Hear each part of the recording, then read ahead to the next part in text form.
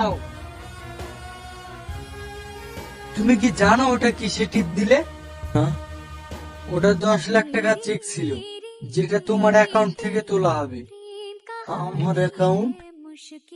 আমার তো কোনো অ্যাকাউন্ট নাই। শোনো, কাজলের বাবার যত সয়-সম্পত্তি ছিল বিয়ের পরে সব তোমার নামে ট্রান্সফার হয়ে গেছে। সয় সম্পত্তি যদি আমার নামে থাকে, তাহলে ম্যাডাম আমার সাথে এত খারাপ ব্যবহার করছে কেন? এটা ওর গেম প্ল্যান। আমার উপর অত্যাচার করছে কারণ একটাই, তুমি যদি নিজের ইচ্ছার উপর ডিভোর্স দিয়ে দাও তাহলে সমস্ত সয় সম্পত্তির মালিক হয়ে যাবেন উনি। তার মানে ও চায় আমি ওকে ডিভোর্স দিই? হ্যাঁ, এখন থেকে তোমাকে শক্ত হতে হবে। আমি তোমাকে যা যা বলছি তুমি তাই তাই করবে।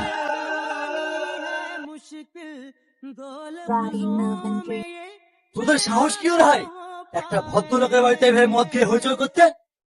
ভালোই ভালো বলছে এখান থেকে তোরা বেরিয়ে যা, বলে এক আধজনকে ঘাড় ধাক্কা দিয়ে এখান থেকে বের করে দেবো। রাউন্ডে তোর এত বড় সাহস! দাঁড়াও, এই তোর সাহস কি করে হয় আমার বন্ধুদেরকে অপমান করা? আস্তে ম্যাডাম আস্তে, এই সমস্ত সম্পত্তির মালিক আমি, সেটা আমি ভালো করে জেনে গেছি। তাই বলছি মালিককে একটু সম্মান দাও।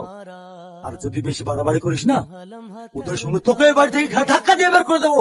কাজল, এই গাইয়াটা আমার কি বলছে রে? এই! গাইয়া বলবি না। আর তুই কি ভেবেছিলি তুই আমার উপর দিনের পর দিন অত্যাচার করে যাবি আর আমি তোকে ডিভোর্স দিয়ে দেবো, তুই সয় সম্পত্তির মালিক হয়ে যাবে না? সেটা আমি কোনোদিন হতে দেবো না।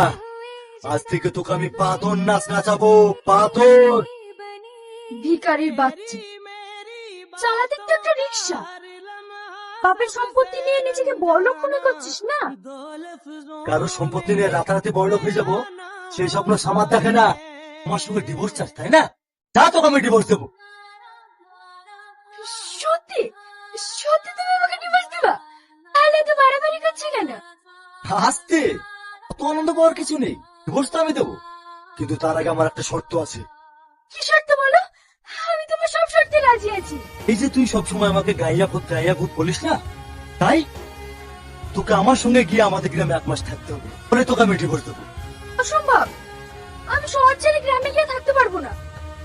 তাহলে আমি ডিভোর্সও দেবো না। পাগলামো করিস না কাজল, এরকম সুযোগ তুই আর পাবি নাকি?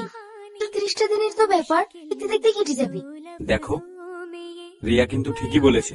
তুমি যদি সব সম্পত্তি পেতে চাও তাহলে এইটুকু কষ্ট তো করতেই হবে, নাহলে আমরা তোমার সাথে যাব।